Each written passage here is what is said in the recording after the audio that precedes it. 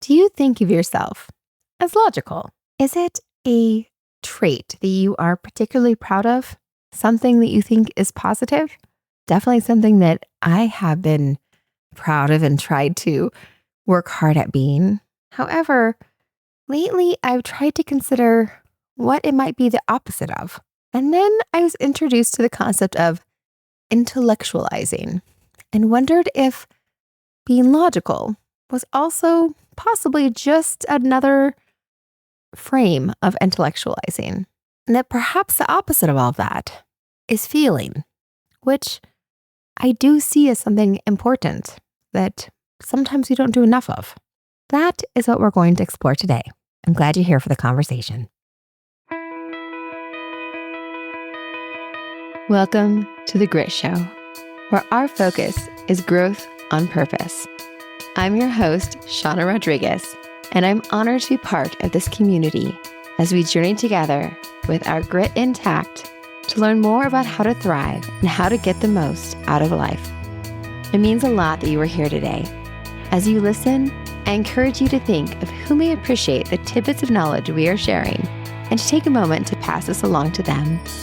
Everyone appreciates a friend that thinks of them, and these conversations are meant to be shared and to spark even more connections.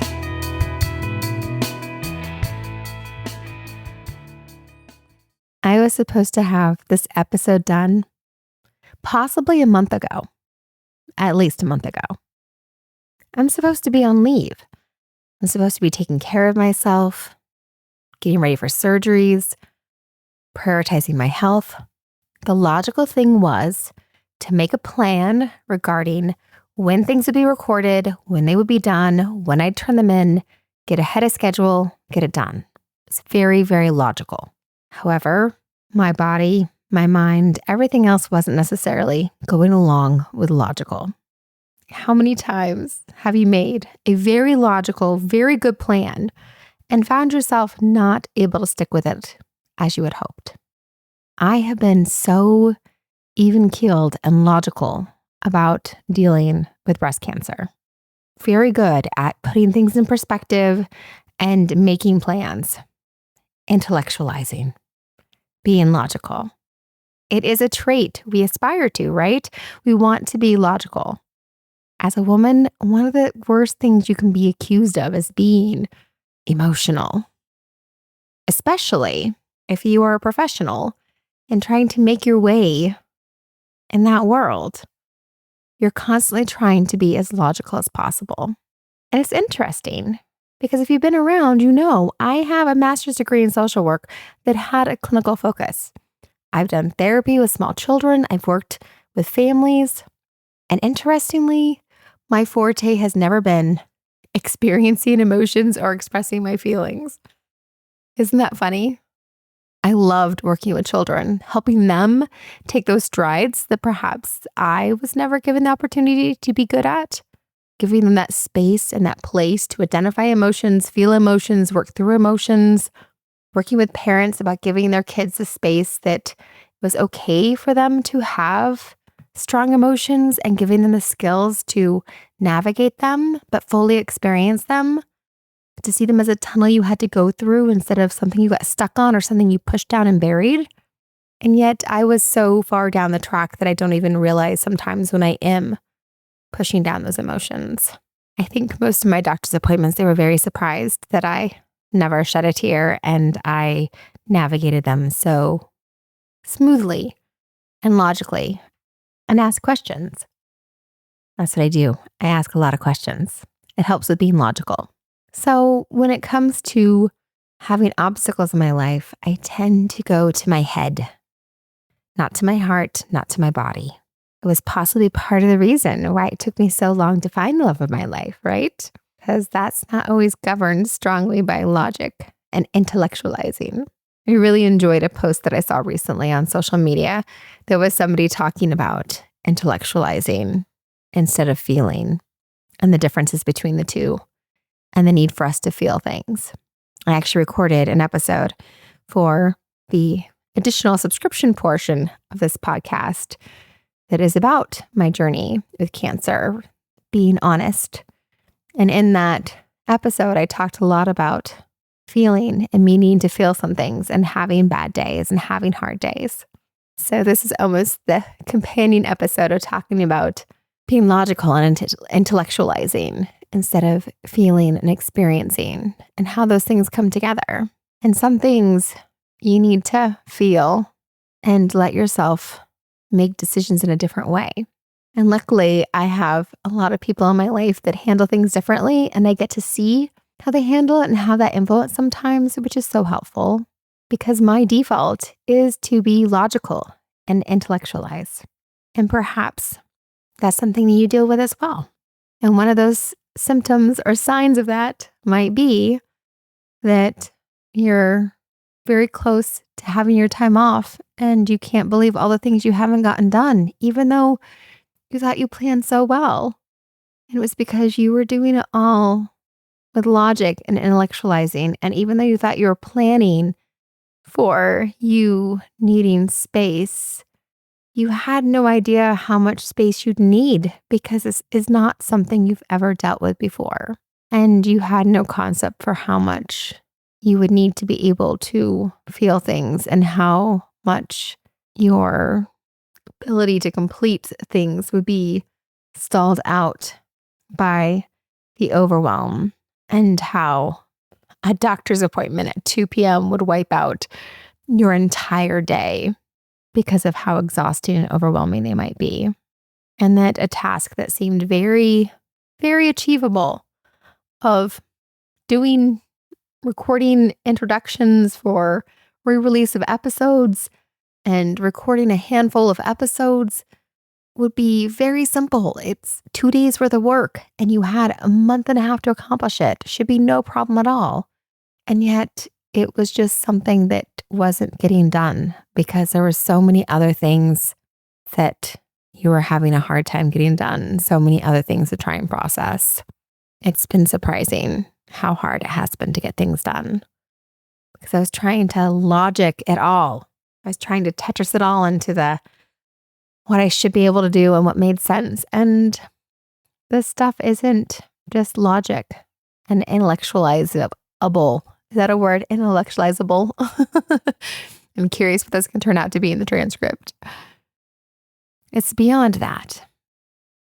And synthesizing these things and making them digestible takes giving yourself lots of space and lots of room, more than you imagined. Like, I thought I was giving myself lots of room and lots of space, and it still wasn't enough. Have you ran into that? Or you thought you had enough room and enough space for something and it wasn't enough? I have those conversations with folks about when I was doing billable hours, when I was a clinician, and I was always impressive with how high my billable hours were. Again, that logic, intellectualizing about how I can maximize them. And the expectation was 20 hours of a 40-hour week, and I would consistently have 28 to 32 hours. And part of that was because of the way that we did things, and I would work things in a way that was possible. So it wasn't actually always the hours worked, because there were certain things you got credit for hours. And I was able to complete them more quickly at that stage in my career and that age and the projects I was working on. So it wasn't always face-to-face hours that I was reflecting for those billable hours. So that was part of my formula to make that work. And it was also that logic and intellectualizing. And I think that that's part of the challenge when people are good at business and good at things. They can do that, the manipulating of numbers, and make that work. But they aren't giving the room for the other piece of what needs space and being good at that work, being good at being present with people and having productive sessions and getting the outcomes you wanted is having that space. And we all need space. And so we don't need to intellectualize everything and reduce it to numbers and erase the space. We need to give ourselves more space and more grace and more room for the unmeasurable and the unseen and the things that we just can't account for because we don't know about them until they appear. And it's important as we move through life that we leave room for that. And part of that is the feeling and the experiencing and the being present and in the moment, instead of just trying to logic our way into that next space and that next place.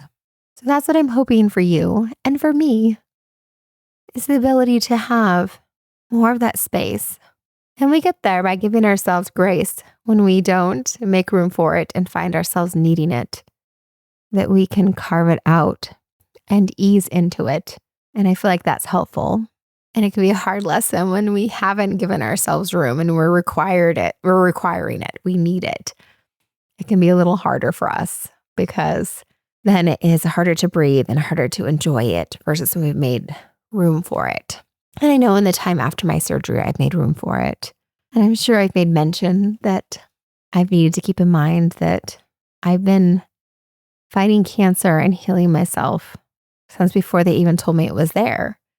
It was part of me and part of a battle I didn't know I was fighting. And having that space and room is something that should always be there. All of us are fighting battles we may or may not be aware of yet. And it's always important for us to give ourselves space and grace for those things.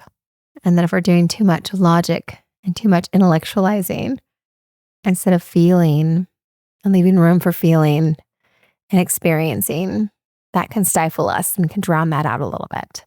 And I just came off of 2 rough days, or bad days, as you might call them.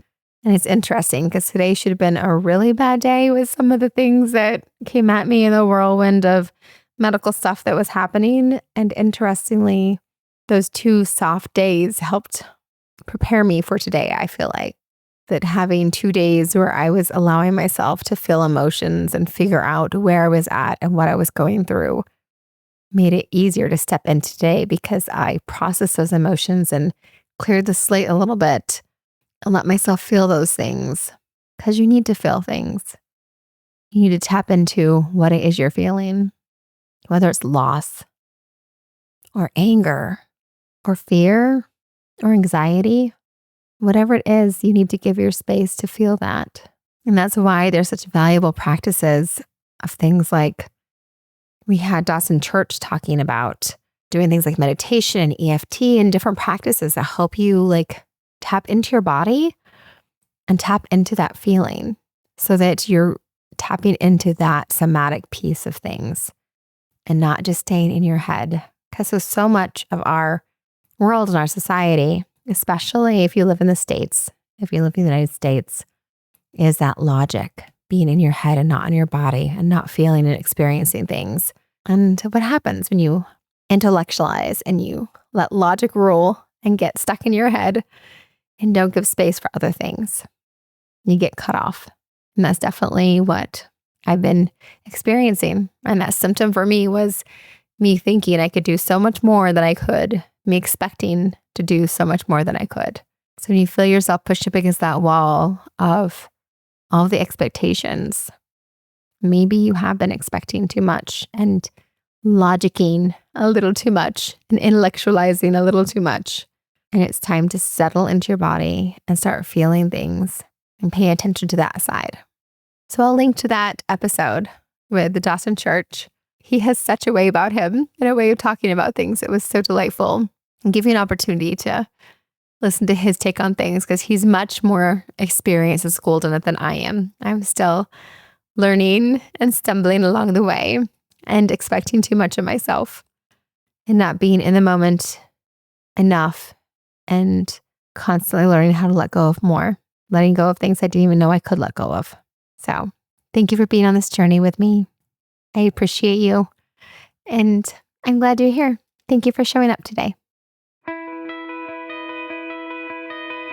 I value the time we shared together today. Thank you for making time to be here and to continue taking steps towards growth and bringing more ease into your life. I'd love for us to stay connected on Instagram at Shawna Podcasts or at the.grit.show. There's even a link in bio at the.grit.show where you can send me an email to let me know what you thought today's episode. Hearing from you helps to make the effort that goes into producing these episodes worthwhile. After all, you're why I'm here. And since it's been a while since you've heard this, you are the only one of you that this world has got. And that really does mean something. I hope you realize that. I'll be back again soon, and I hope you're following along or subscribed so that you'll know and be here too.